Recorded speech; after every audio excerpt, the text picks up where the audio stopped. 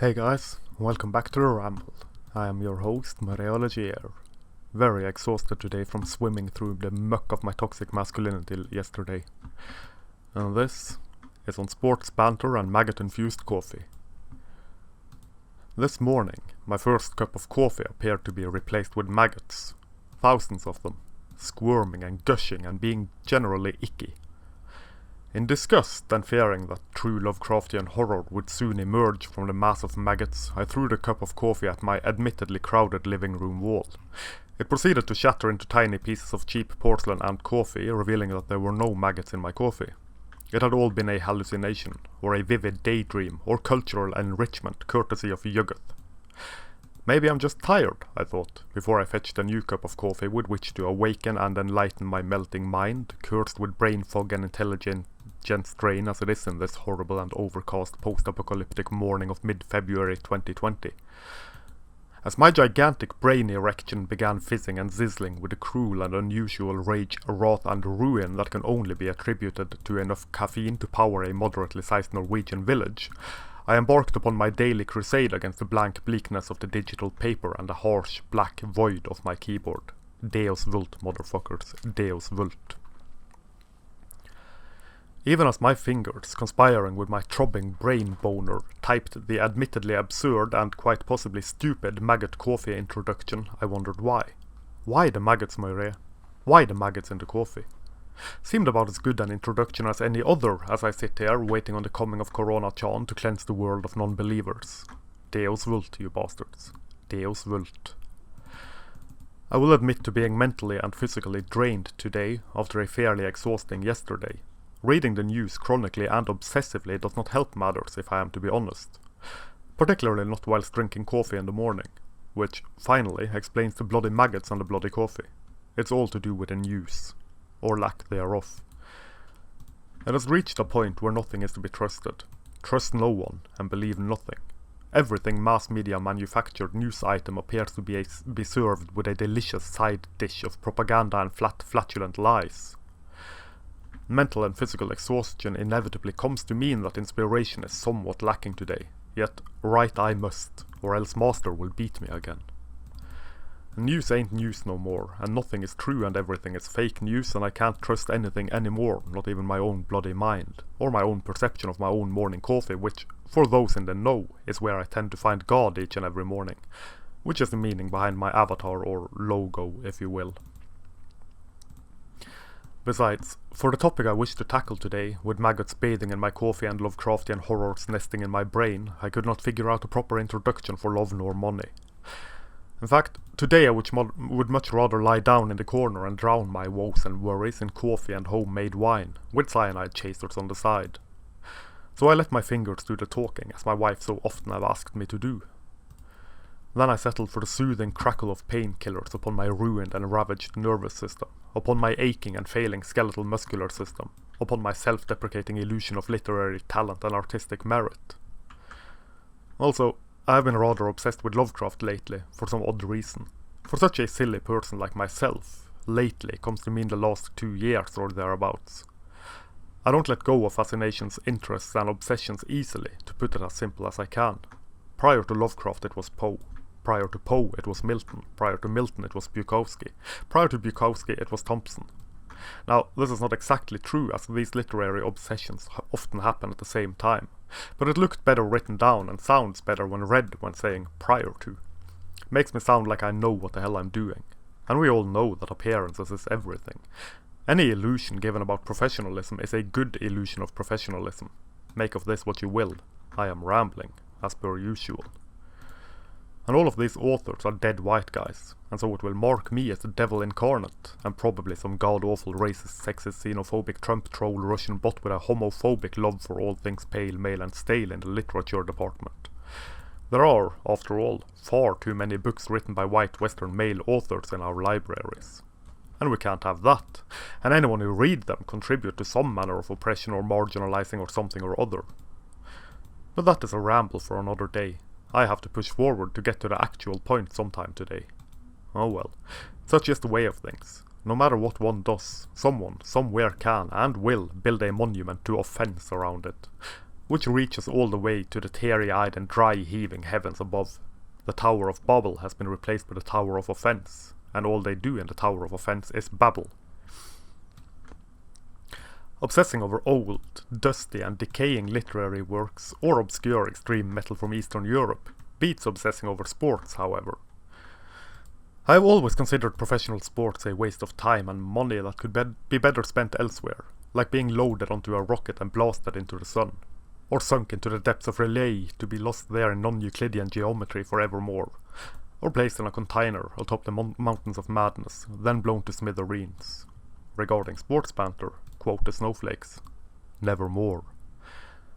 My own dislike of professional sports aside, I can easily understand why people enjoy watching it, reading about it, learning about it, and obsessing over it.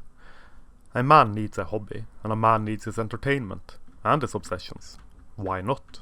I can't think of any reason why not. Anne Frank, on the other hand, can think of plenty of reasons why not. All of them ridiculous. Not Anne Frank of Diary fame, a different Anne Frank. And so we come, at long rambling last, to the main point on today's agenda. Sports banter amongst men at work may encourage laddish behaviour, and so should face the wrath and ire of frail and frantic feminism on the battlefield of allowed speech. See pestilent article linked below. Then marvel and be amazed at the unfettered arrogance on display. Sports banter leads to tall tales of sexual exploits and conquests of the weekend, see, and so men should not be allowed to talk about things men generally find interesting in order to not keep women out of the limited social folds of the corporate machine. God forbid that men should be able to bond with other men over shared interests. Men must be isolated and contained, each in his own cell, for the safety and inclusion of women, with the added bonus of tearing down any manner of male camaraderie, mentoring and fellowship. For sports banter is not inclusive enough, and probably not diverse enough, definitely not feminine enough, and absolutely not feminist enough. Anything said, spoken, thought, done, danced, sung, spelled, spun, spat, vomited, grunted, sweated or otherwise secreted, written, rambled, raged and rotoscoped must first and foremost pass the test. The test is whether or not women may take part in the conversation. Apparently, to the eyes and drab drool of feminist women, nothing is more terrible and terrifying than not being the centre of attention at all times. Imagine something as horrible as not being able to put oneself in the midst of a conversation as a soaring centerpiece of whatever and what not. Imagine the terror of not taking part in a conversation once in a while. Imagine being so bloody arrogant as to demand rules be put in place so that people shall not talk about something which does not interest you in particular. It is absolutely mind-bogglingly, insanely arrogant, and terrifying. Anne Frank, she who did not live in a cupboard, invokes the slippery slope with ghastly grimaces of delight, as she states that there is but a small step from sports banter to tales of sexual conquest. Laddish behaviour, one assumes she refers to any and all masculine behaviour, must be stomped out and left to die. For all things masculine are terrible. Men are maggots and are to be gagged and blindfolded for the convenience of women in whatever workplace they co-inhabit. And what is even more extraordinary is that she, in almost the same breath, claims that she does not suggest that it should be banned, even when that is exactly what she suggests, since it ought to be curbed according to her. Just your everyday doublespeak from the forked serpentine tongues of feminism, where A and Z is the exact same thing, where 2 + 2 = 5, where yes means both no and yes, where no means both yes and no, all is possible in the land of Feministan, also known as the land of make-believe. And I will have to admit that women do not seem as strong and powerful and empowered and independent as all that if they have to demand men not talk about bloody sports in the workplace for reasons of feeling left out of the conversation. There is nothing particularly strong, independent, empowered or mature about demanding certain topics, which are completely tame topics, be banned from workplace banter. Particularly so under the preposterous pretense that it might cause men to slap each other on the back and talk about their sexual conquest over the weekend. For men think only about sex and sports, and beer, of course, which is not true. I have absolutely no interest in sports. And one would think, and not unreasonably in my humble opinion, that any mature adult human being, be that human being male or female, would be able to accept that sometimes not all conversations include topics that oneself is interested in, and that it is quite alright that one cannot participate in that conversation at that point in time. Sometimes, believe it or not, people will talk to someone other than you, and sometimes people will even talk about things that don't interest you. It's very difficult to grasp, I understand, but there you have it. The world consists of more than women, be that one individual woman or women as a group.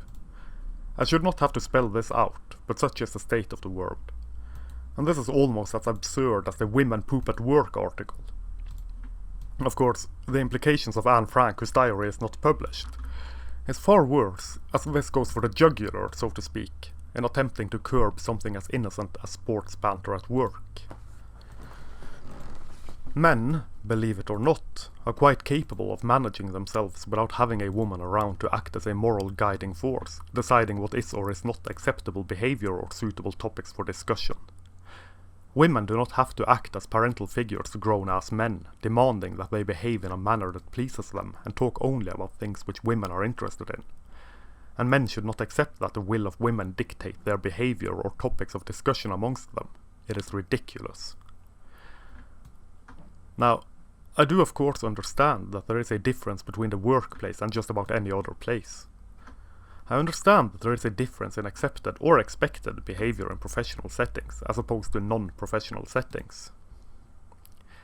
I also understand, despite the strange, brutish man-beast Anne Frank of the non-famous diary have manufactured in her sheltered headspace, that men talking about sports does not equate to men talking about the latest cheap thrill picked up in a bar come closing time late Saturday night. But, laddish behavior and the stereotypes of men reign supreme in the minds of those who claim to dislike the use of gendered stereotypes. Sports banter makes women feel left out and not included, she continues, with all the poor swooning ladies she can paint for us in between her snarling and thinly veiled contempt for men and all things masculine. Ignoring, for a moment, that not all men enjoy sports and that some women in fact enjoy sports, I would propose that these women may take their feelings of being left out and kindly fuck off. Admittedly, I may be harsh here, blame that on the maggots in my coffee and the strange influence of yogurt on my mind. But it seems rather egotistical, self-obsessed, entitled and narcissistic to me for women to expect and demand that everything, every single conversation, every single happening, every single event has to revolve around them in some way or other, be that them as a person or their interests. It also seems contrary to the notion of women being strong and tough and capable if they cannot handle guys talking about a topic which does not interest them in the workplace. But what the hell do I know? I have been designated the role of oppressor, so I am of course not allowed to comment on anything, particularly not where sex and gender is concerned, except how horrible, terrible, vicious and cruel me, myself and I and the rest of the guys are, of course. And despite not being allowed to comment on anything, I have to wonder, do these rules of inclusivity, these rules of accepted workplace banter extend to female topics of discussion?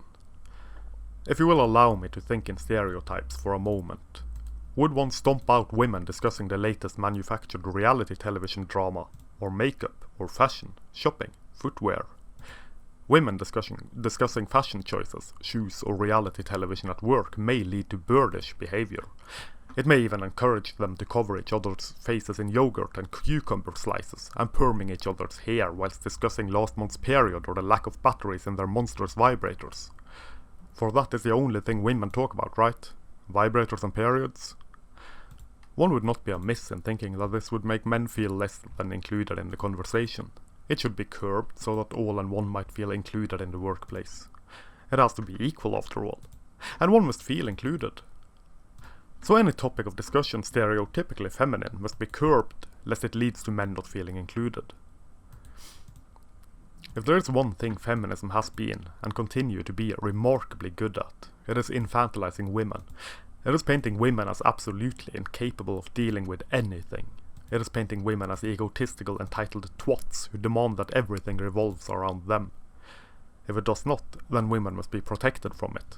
Clearly to such an extent that women must be protected from topics of discussion which they are not interested in. At the same time, it proves that it views men as inherently more mature and capable than women.